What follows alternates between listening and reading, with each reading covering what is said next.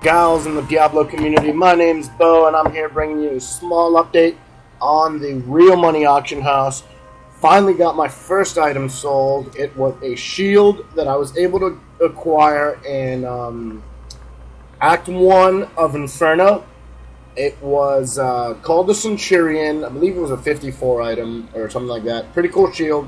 One of the better epics that I've ever gotten. I actually was able to get a pretty good one recently as well, called the, let me see here, the Immortal King Stone Crusher. It's up on the auction house. I haven't sold it yet.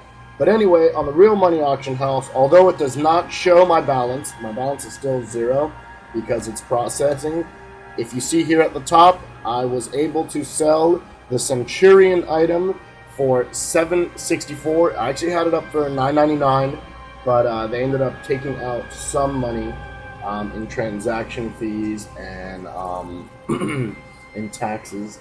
The actual numbers right here. Item name Centurion. Time of the transaction 9:02 a.m. Pacific Standard Time on June 23rd. The sale price that I had posted it for was $9.99. Transaction fee of $1, and then the transfer fee was $1.35. So $1.35, which is 15% of the selling price. I guess there's no taxes, and my proceeds were $7.64. On this website that I received, it says the proceeds from this auction will be automatically transferred to my PayPal account. Please allow up to 72 hours for the proceeds to transfer. To view this auction, click the complete tab. Okay. Well, there it is, guys. Finally sold an option. Finally sold an item. It can happen. You can make money playing video games. It's incredible. So, have fun and do your best out there. Now, I want to end this with a few things. I want to say, I noticed that it's not even... I feel like there's no rhyme or reason for how the items are going to sell on the Real Money Auction House. If you put an item up and someone happens to need it, then it might sell or it might not. This will be like my third, maybe fourth round of putting up items on the Real Money Auction House, and it's my first item to sell.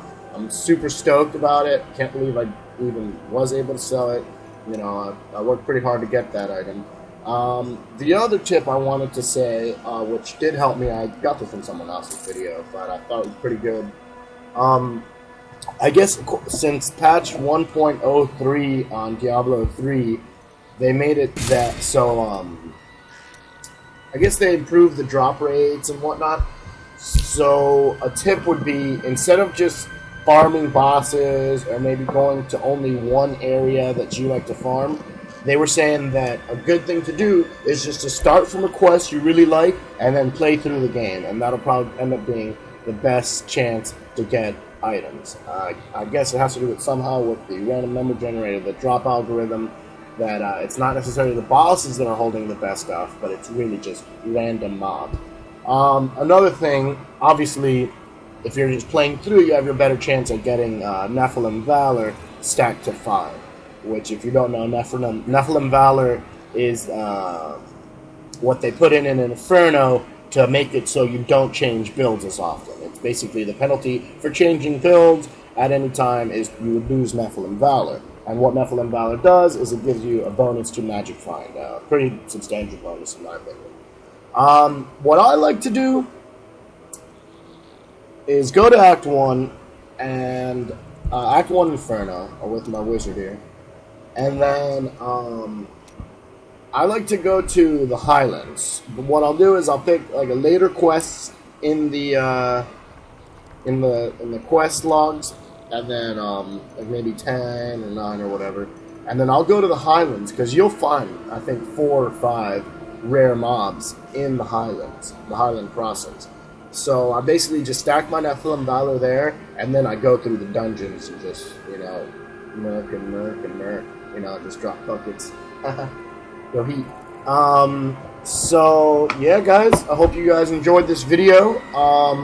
Please feel free to like, subscribe, comment, or, nothing either way. But, yeah, thanks again for watching. I appreciate all the views and whatnot. So, thank you, and have a nice day. Goodbye.